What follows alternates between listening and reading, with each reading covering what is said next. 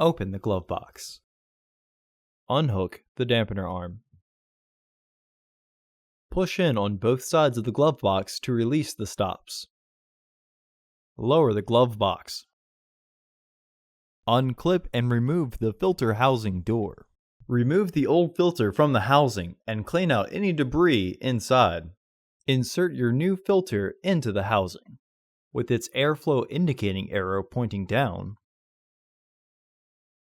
Reinstall the filter housing door. Partially close the glove box to re-engage the stops. Reinstall the dampener arm.